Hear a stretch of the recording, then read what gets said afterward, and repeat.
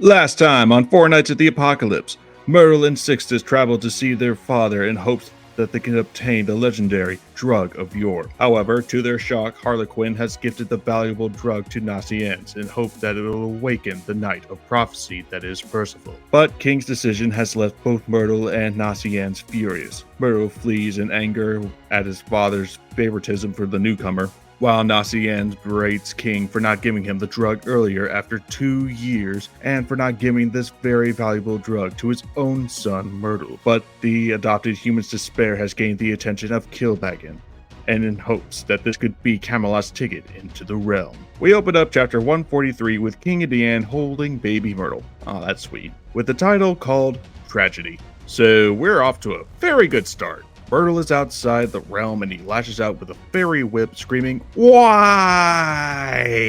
He throws a tantrum about how daddy just does not like him, and he gave the drug to an outsider, but his tantrum gains the attention of Kilbagan, who says that the two could stand to benefit from one another. Kilbagan asks nicely for Mertyl to lend him a hand and can make Myrtle's wish come true. Mertyl obviously rejects, but Kilbagan says that they are a lot alike, rejected by their own peers, and takes the cloaks off to reveal a two-headed lizard man. Okay, I was not expecting that. Kilbagan explains that he was part of a race that was created by an ancient mage.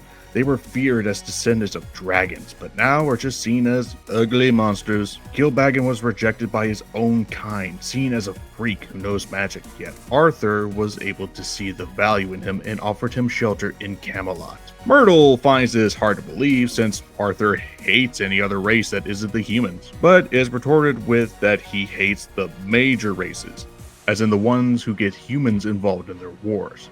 This kind of sounds a little hypocritical. All this time we were led to believe that Camelot is against any and all other races, but now he's just showing favoritism because that one race hasn't been against humans? What? That's kind of hypocritical. Arthur desires the drug of yore for some reason, and the only way into the realm has been blocked by some sort of magical defense system that identifies enemies and allies of the realm. They can't even talk to their king about trading in negotiations. Okay, this kind of does now explain why the portal's been left unopened. It recognizes threats and allies, so that's good. Mertyl says that there's no way Harlequin will ever give the drug to a human, but Kilbagan says that if he gives the drug to Arthur, he will use it to help humans. Mertyl will be given the power to dispel his anger and his despair. Join the dark side. Meanwhile, Deanne is looking for Tioreh after she flew off in a huff wondering about Myrtle's future. Deanne instead finds King and tells him about what happened with Tioreh and that she's catching on to Nasiens being their real firstborn child. Yeah, no crap. But her husband, flies into her giant-sized tatas for comfort. Okay then. King cries about how Nasiens called him a thick-headed moron and for giving him the drug of yore. Well, King, maybe if you didn't let Nasiens waste 2 years of his life failing to make potions to wake up Percival, maybe Nasiens wouldn't be so mad. Seriously, you had to wait 2 years? Deanna shocked, asking why he would do such a thing, with King saying that he hated seeing Nasiens, his own kid, being sad for so long to awaken Percival each day for 2 years. Again, drug. First place. Why didn't you? And it's here that the Kian kids confront their parents. They say that Feo told them everything about Nasiens being the real firstborn child, and that Mertyl is just, adopted, explaining how they were getting so chummy with a human who just showed up. Sixtus berates his parents, asking why they kept the drug of yore away from Mertyl, who was raised like their own son, and why they would give it to Nasiens, who might be related to them, but wasn't raised by them. And when asked how he knew about what happened, Sixtus said that he and Mertyl saw King give Nasiens the drug of yore. They saw everything. Meanwhile, Nasiens, in a huff, is working on a new potion to see if he can get Percival awake. But in the distance, he sees Tioreh confronted by Mertyl. His sister explains that she knows the truth, and no matter what, she will always love Mertyl as her own big brother, no matter what. Oh, that's nice. And then Mertyl begins to strangle her and says that anyone who sides with Nacience is going to pay. Well, that's not nice. And so ends the chapter, with the next one said to be titled Crack.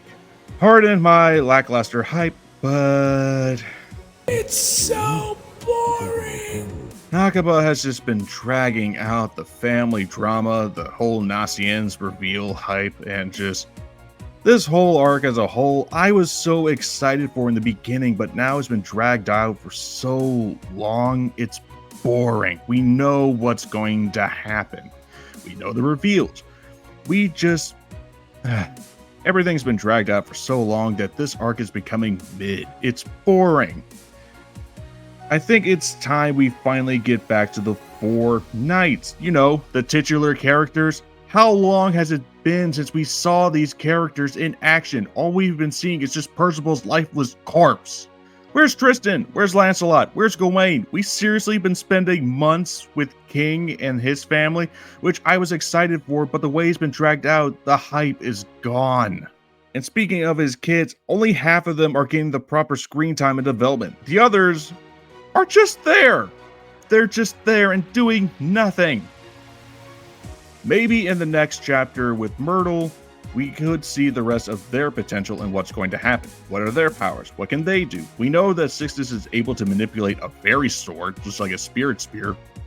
But what about the giant daughters? What about all the other kids? What are their powers? Nacience is, also a King of the Ant kid, but he has power over magical substances and poisons. So, what about the rest? Tioreh can summon familiars. Sextus is able to manipulate the spear, so what about the others? What other cool powers are tied to their bloodline? Hopefully the next chapter is going to be action-packed and exciting, because as it stands, this arc really needs to start get cooking. And that was the chapter reveal. If you liked 7 Deadly Sins, like, share, subscribe, comment down below of what you liked about this chapter and what you hope to see in the next one. Until then, I'll see you later, mortals.